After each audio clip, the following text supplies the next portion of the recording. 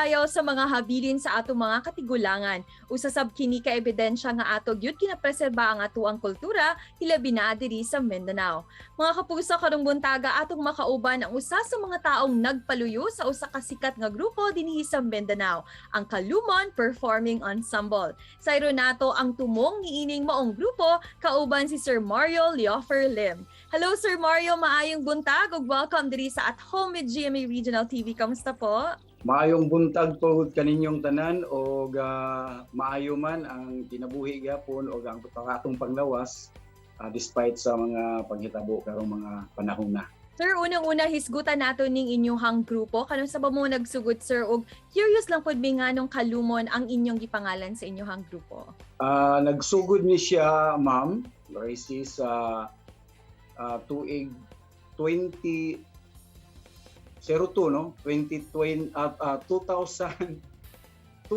akong gisugdan ni siya tungod kay mo man akong hilig no sa pag-train sa mga bata o sa community ba ng mga bata. Basta ako gusto lang ko maka-impart. And then in 2005 nag-join nahimo ang Kalumon ning join pod siya og World Music Festival. The first world music sa Kadayawan sa Davao mo nang nahimo kaming mananaog ato grand prize winner mo to ang first world music.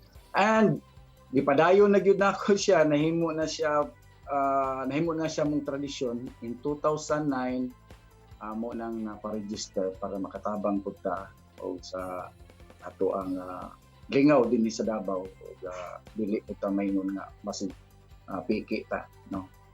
Ang Kalumon Performing Ensemble, ang pangalan nga Kalumon gikuha nako na sa tungod kay tagapantukan maguko ang akong mga classmate, mga indigenous pod, mga IP.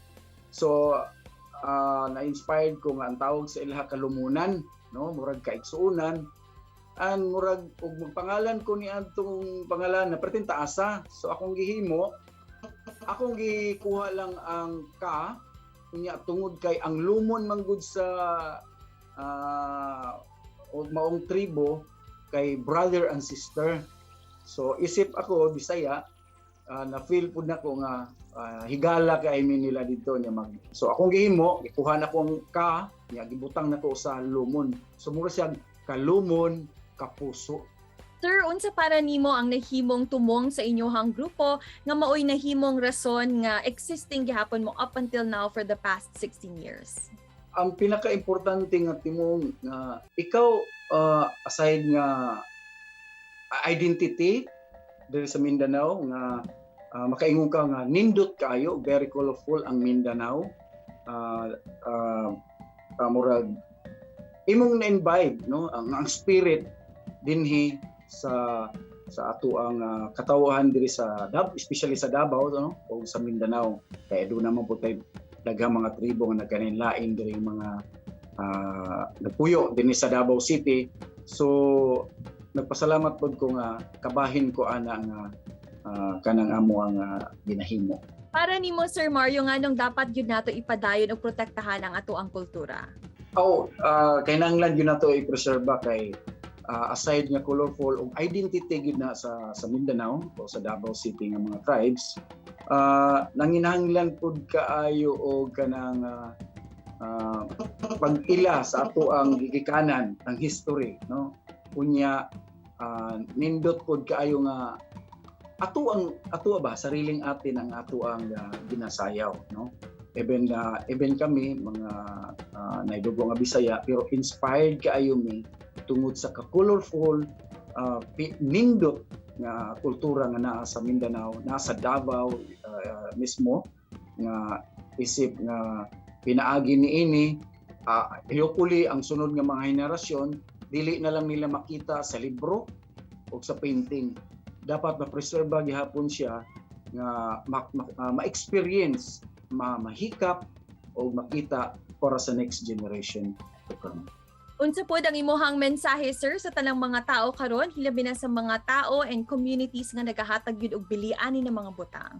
Ako mensahe lang labi na katong mga na epektuhan yun no sa pandemya, magbadasigon lang ta isip nga mopadayon kita sa atong mga maayong tinguha diha sa una-una sa buhat o ginampuon tang tanan, no, na aduna kitay kadasig magtinabangay ta dili lang ang pag-ampo sa pagkagalingon, apilo na to ang atong mga higala, mga katawhan nga atong mga naa dinhi nga kita mismo usa kita kakatawhan dinhi sa kalibutan, magiusa og puhon magtinabangay pud ta sa pagdasig sa uban, pagbarog nga kinahanglan magpadayon nato ang kanindot nga pangandoy sa paglambo diya sa ato mga tagsa-tagsa kapanmalay o sa ato ang lugar, no, isip mo tabang pud ta sa gobyerno kung unsa man tong kinahanglan nga mo safety ta bahin labi na sa pandemic,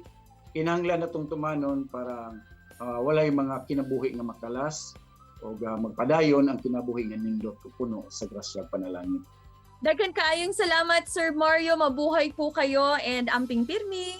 Daghan kayong salamat, Attorney Racy, o nagpasalamat po ko nga kami sa Kalumon nga inyo kaming naimbitahan sa GMA Regional TV nga dako namong dungog nga kabahin kami ng pagisgot-isgot kabahin sa cultural nga natagaan mi og kaayo maayo og daghang salamat kanimo.